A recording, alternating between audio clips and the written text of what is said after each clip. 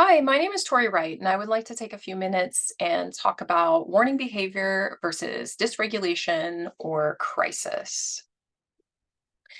Before I begin to really dive into the differences between warning and crisis, I first wanted to just give a little bit of foundation. So, decoding the language of behavior to me really means all behavior is an essence of communication. It is providing some sort of purpose or function for the individual. And so, that purpose or function is really the important thing to understand and decode because that's the language when we're talking about it. And things to consider are what are the external influences, individual, how is that individual waking up every day? What are the setting events, the things that set them up throughout their day, their trauma history, neuroprocessing, and ultimately that's the narrative. So going back up to the top there, all of these different pieces play a huge part in how I personally look at and evaluate behavior. And when I say evaluate behavior, I'm really looking to understand from the person's point of view as best as I can. And if I'm really looking to look from their point of view, then I have to be getting outside of my own way. And that takes a lot of skill and practice. So to further build on this foundation, I wanted to go back to the polyvagal theory. And for those of you who are unfamiliar with this, we have a lot of different training series if you're interested in learning more. But for now, ventral vagal, sympathetic response, and dorsal vagal. Ventral vagal is where we are in great spirits. We can connect. We feel vulnerable. This is really when the nervous system is in something called parasympathetic activation, which is where I'm resting, digesting, regenerating, and I'm also able to receive and give information in a really fluid way. Sympathetic response is really something that we all go in and out of throughout our day. And some of us are really good at going in it and then coming back out of it. Some of us go in it and stay in it, and then it builds and builds and builds. And that's where a person might eventually get into that dysregulation. So when we're talking about warning signs, the warning signs are always going to be within this sympathetic response. So when we talk about this, we also have to keep in mind something is going on with that person's nervous system that's triggering something from their environment, something that's going on that's telling them this doesn't feel right, this isn't good. And so that level of agitation is only going to build if they are not able to receive some sort of support around regulation.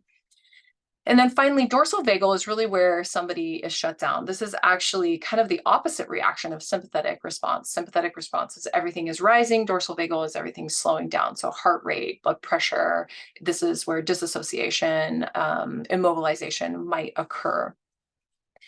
And the reason this is really important is because all of these things that I'm talking about are very subconscious reactions. They are not intentional. I don't wake up and say, gosh, I think I really want to become dysregulated today, and I'm going to make Johnny's life a real booger because that sounds like a fun thing to do.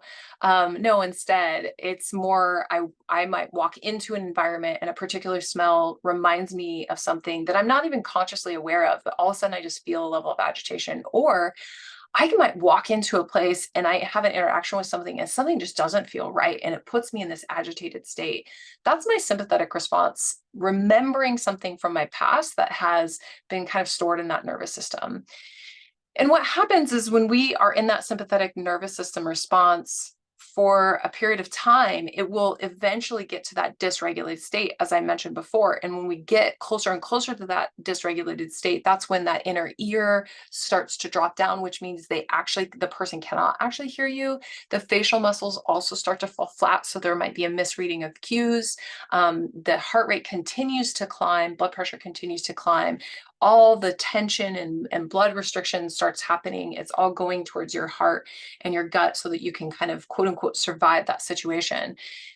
And then eyes becoming dilated as well. This is really important to keep in mind when you're working with individuals who have ongoing traumas or have had really significant traumatic events. They might go into this deeper, more fight or flight kind of response quicker and faster, or at least seemingly quicker and faster.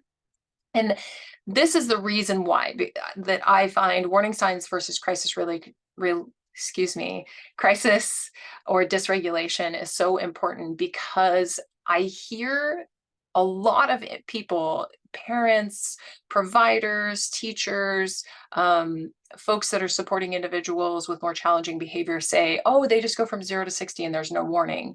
And I tend to go, I think we need to pay attention to a little bit more of those things, because we all give warning, and everybody has warning signs. It just takes a little bit more effort. And one way for us to become more attuned to some of these subtle changes and becoming aware of the people around us is to have that application to ourselves. So really understanding, what is my nervous system doing first, and then what do I know is triggering to me? What causes my anxiety?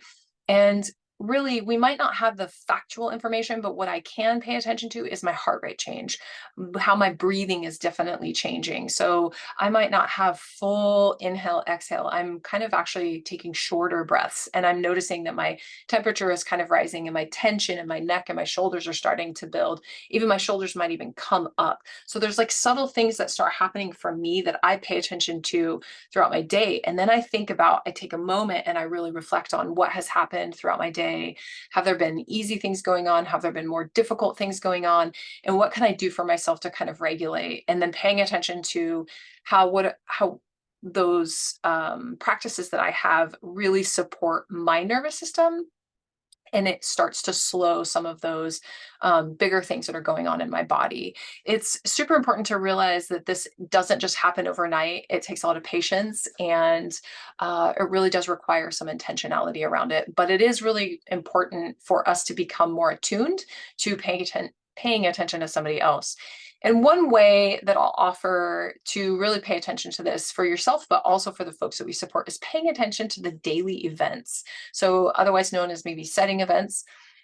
If I know that somebody has a really hard time with environmental things, such as noises or lights or smells, and we are in an environment where I can clearly see those things are happening, I might include some sort of intervention even before they're starting to show me any kind of behavior. I'm going to try to get ahead of that. But especially if I do start to notice right away that there's those subtle changes in that behavior, which then brings us to those warning signals versus challenging circumstances. So those warning signals, as I mentioned, they're very subtle.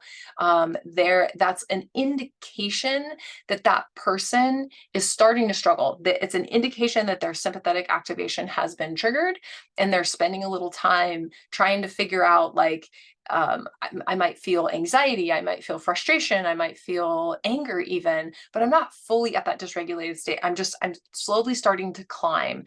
And remember, what's starting to happen is my face and my heart, all these things are starting to have these reactions, not consciously, but subconsciously.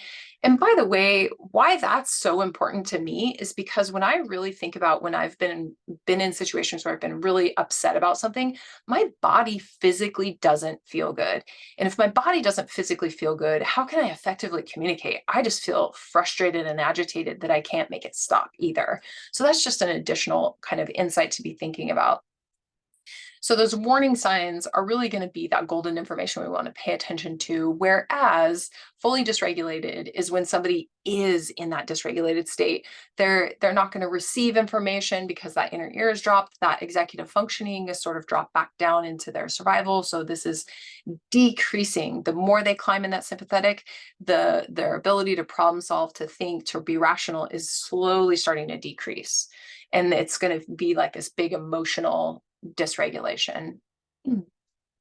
Some examples of this I've already kind of started to say, but what's important is, like, even you just thinking in your own mind of, like, what are some examples that you would do for yourself? Like, do you roll your eyes? Do you kind of like do, okay, whatever? Or I notice for me, sometimes I might have a tendency, just because of old patterns, to almost be sarcastic if it's with my family.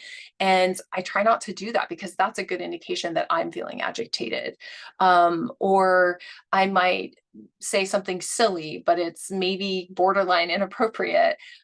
These are little warning signs for me that I'm kind of having this level of agitation. And so really thinking about your own behaviors. And then in addition to that, how your body might be showing up for other people, and then paying attention to the people around you that are very close and watching their behaviors are really important. Some warning signals for the folks that tend to have that more challenging complex.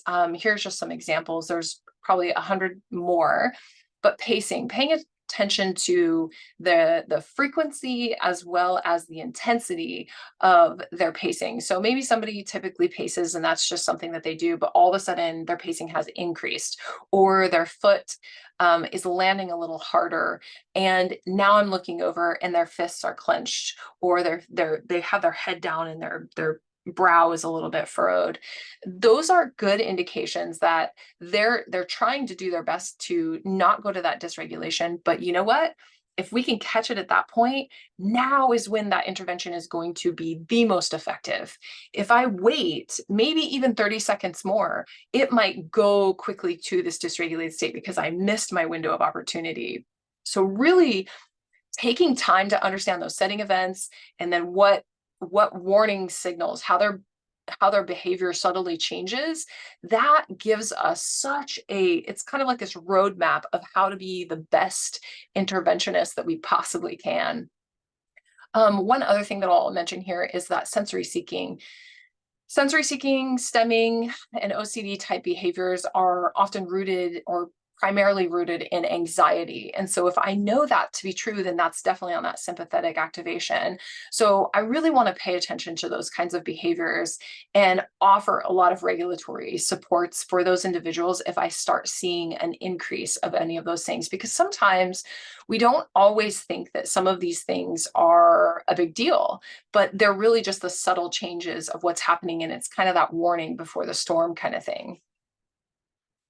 The only way we are effectively going to be able to identify those warning signs is by taking a moment and doing some observations. If we're just getting to know the person, that's the first place that I would start. If I know this person, but maybe I can't clearly identify the warning signs, that's another thing, is to just kind of sit back. I always call it like sit back and witness. It's not a time to take notes or evaluate or assess. It's just watch how they're interacting with their world. Look how they're subtly changing throughout different environments. And that's going to give you a lot of information. And in addition to that, be paying attention to the surrounding environment and how that influences them or how they respond to it. And then additionally, those events that are happening throughout the day. And what this starts to do is it starts to have us kind of shift our approach into seeing through the lens of that individual rather than my experience. Because as human beings, we show up and we are watching other people and we're looking at it through my perspective, my experience, my nervous system, my brain, and how I see it, not that person. And so we have to really condition ourselves to kind of step back and go, okay, I need to be curious about how they are experiencing the world different than I am, because there is a high likelihood that their experience is vastly different. So the only way to do that is through kind of observation and witnessing, not from a place of evaluation, but really just observing who they are and how they're showing up. And as we are able to gather this information, those warning signs, I think I mentioned this earlier, are the golden information. So again, if I know the tells, then that gives me the cue to then provide that intervention. So again, the warning sign are my cue to then provide those interventions. If I'm waiting for those warning signs to go further up that escalation, I'm not going to be as effective, or should I say those interventions are not going to be effective. In fact, an intervention that may have been effective when the escalation was down here versus up here, I might never be able to use that intervention again, because that intervention is actually going to be associated with a dysregulated behavior, a scenario where their nervous system is going to see that as a threat because I was trying to introduce it when they were dysregulated. Great example of this would be trying to offer somebody a weighted blanket when they're in dysregulated state. That might ruin the association with that weighted blanket if they don't already have an established relationship, especially if this is something newer. Asking for them to go for a walk at a time when they're really building and they're about ready to jump up into that dysregulation. Now we're going to put ourselves in a situation where we're going to be outside of the home or out in the community, and we're going to have a dysregulated state because we didn't quite catch it quite in time. So going back to what I was saying about, if I know the tells, that gives me the cue to provide the intervention, and those interventions are going to be way more effective. I hope this was helpful. Thank you for your time. And if you would like to learn any more information, please reach out to us at hello@becca.com. And thank you so much from the BEHCA team.